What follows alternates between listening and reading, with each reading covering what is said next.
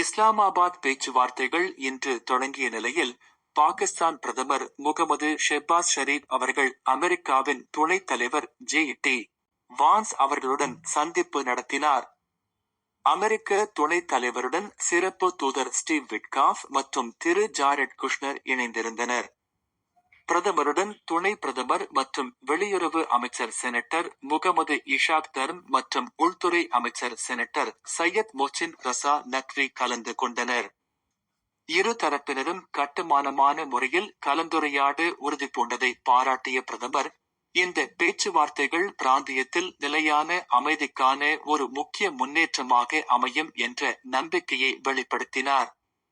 பிராந்தியத்தில் நீடித்த அமைதியை நோக்கி முன்னேற்றம் காண இரு தரப்புகளுக்கும் பாகிஸ்தான் தொடர்ந்து உதவி செய்ய தயாராக இருப்பதாக பிரதமர் மீண்டும் வலியுறுத்தினார்.